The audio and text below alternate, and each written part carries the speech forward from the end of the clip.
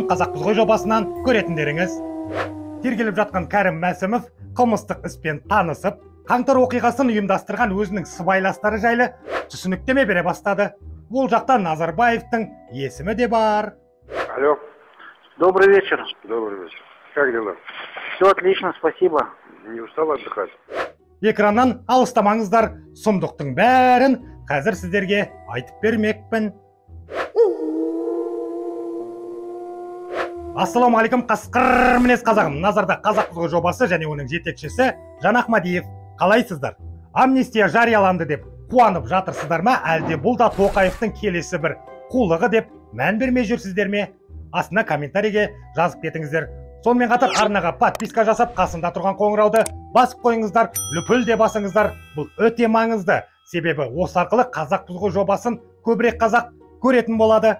Келістік пе? Рахмет. Айтпақшы, егер менің жасап жатқан дүнием сіздердің көңілдеріңізден шығып жатса, арнаға қаржылай да қолдау көрсетуге болады. Астында реквизиттер жазылып тұр. Қаңтар қырғыны шынында да қазағыма үлкен сын болды. Әділеттің өріне, ақиқаттың төріне ұмтылған мұң наласы мол, қаймана халықты қырып тастаған жоқ па қу билік? Көндік, енді не істей аламыз? Төле би айтпақшы, әділет бізден, төрелік көптің хақы. Десе де, әділет те, төрелік те көптің емес, биліктің хақы болып тұрған заманда өмір сүріп жатырмыз ғой. Шулатып тұрып, Кәрім Мәсімовті қамап қойды. Бірақ сақалы жоқ, мұрты бар бұл пенденің жай ғана пешка екенін бәріміз білеміз ғой. Станович, я говорил это публично. Сейчас хочу сказать еще раз. Я был вашим помощником. Я сейчас есть ваш помощник. И я останусь вашим помощником навсегда. Әлеуметтік желілерде Мәсімовтің қылмыстық іспен танысқаны және оның жақын арада сотқа өтетіні жайлы ақпараттар пайда болды. Негізі бұл көтеріліс кімге керек болды? Қолда бар мәліметтерге сәйкес Мәсімов тергеу барысында билікті басып алу жоспарының жай жапсары мен осы жоспарды құрған нақұрыстардың рөлі жайлы түсініктеме берген. Басты интрига — Мәсімовтің сыбайластары кім?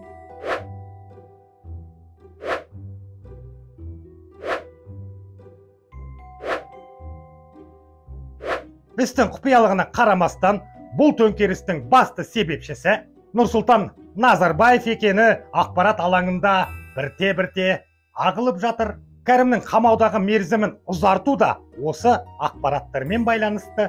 Кейбір деректерге сенсек, Назарбаев пен Мәсімов восхождение на трон, яғни таққа қайта отыру деп аталатын осы стратегияға $1 миллиард жұмсаған екен. Алло. Добрый вечер. Добрый вечер. Как дела? Все отлично, спасибо. Не устал отдыхать? Он сам, Нет. видимо, хочет возглавить там. Ну да, вот Да. в этом есть, да. Ну, как он сам? Может, не может, не знаю. Не пришлось бы потом через какое-то время с ним потом разбираться. Ты как-то разберись с этим. Хорошо. Поставь все точки над «и». Десе де медальдің екінші жағы бар. Тоқаевтың құрған жаңа Қазақстанында ештеңеге де таңғалуға болмайды.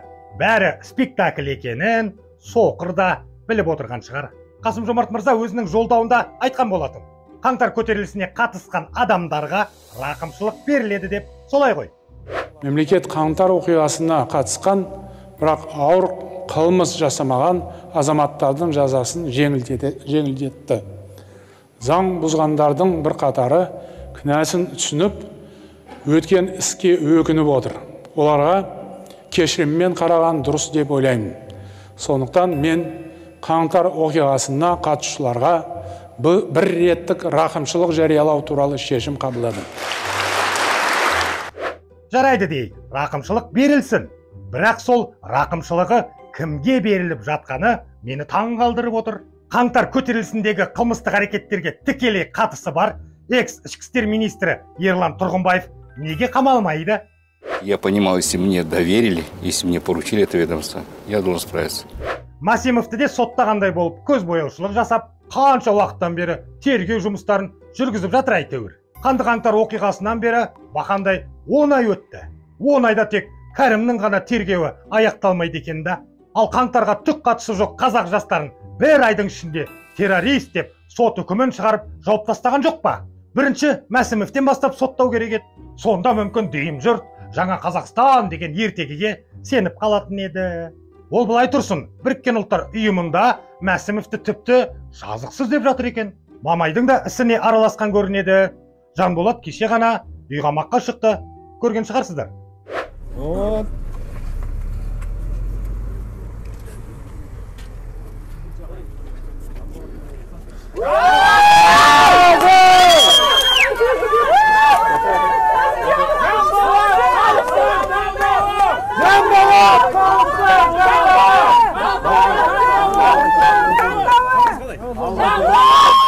Менде сұрақ, Біріккен ұлттар ұйымы қашаннан бері біздің ішкі саясатқа араласатын болған?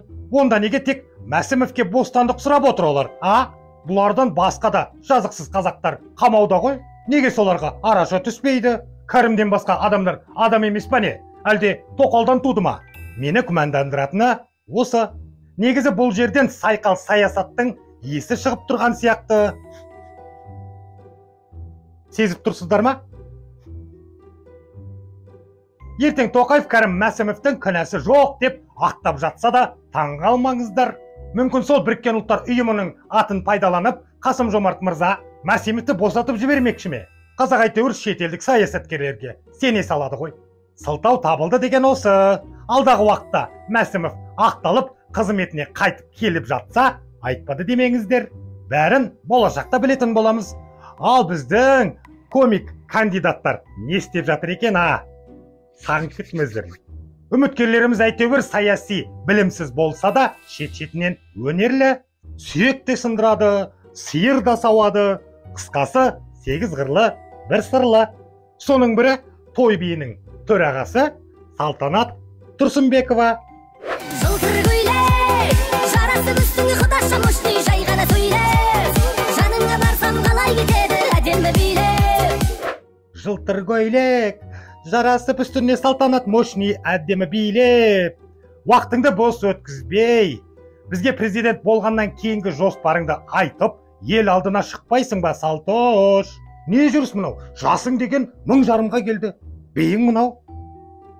Ертең қазақ маған дауыс бермеді деп тағы ренжисің. Сиқың мұнау, бейің мұнау. Салтой кішкені майсай? Бұлай.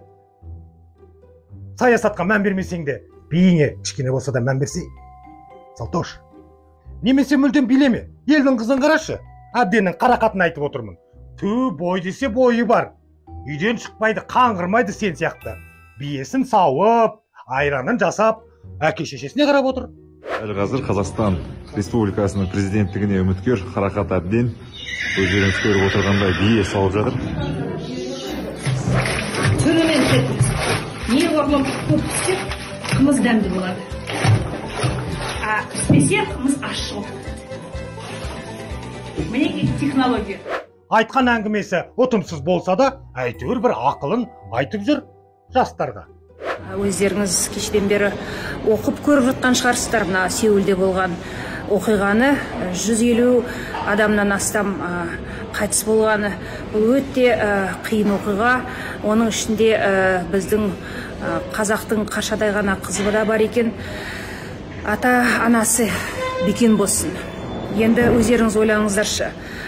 Осындай біздің мына өзіміздің ұлттық құндылықтарға, салт дәстүрімізге қарсы болатын мерекелердің не керегі бар? Ал сенің жүрісің мұнау, Салтош. Бері қара. Немене қабағың түйіп тұрсың? Мен сені осындай қыз болсын деп тудым ба? Ойбай-ай, көршілерге қай бетіммен қарайын, Салтош. Нұрлан Әуесбаев ағаң анау. Өзінің әкесімен жасты Жигули Дайрабаев көршімізді жекпе-жекке шақырып жүр. Маған белгілі болғандай, жақында ауыл партиясынан президентке үміткер Жигули Дайрабаев менің алдында сөйлеген сөздеріме ренжіп, Фейсбукта үндеу жазып, мені ашық дебатқа шақырыпты. Мен ешкімнен де қорықпаймын. Маған қарсы шыққан кез келген тұлғамен дебатта кездесуге дайынмын. Жигули ағаларының атына тіл тигізбеңдер. Оның афишасы көшеде ілініп тұр. Тіпті іліп жүрген балалардың, жастардың езуіндегі күлкіге қарасаңдар. қуаныштарында шек жоқ.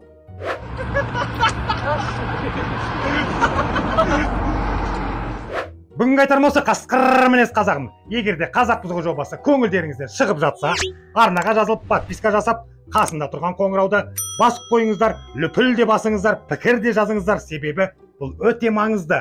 Сонда ғана Қазақпыз ғой жобасын көбірек қазақ көретін болады. Сонымен қатар, егер біздің жасап жатқан дүниелеріміз егер сіздерге ұнап жатса, арнамызға қаржылай қолдау білдірсеңіздер болады. Әрине, жағдайға қарайсыздар ғой. Назарда болған Жан Ахмадиев және Қазақпыз ғой жобасы. Кездескенше күн жақсы.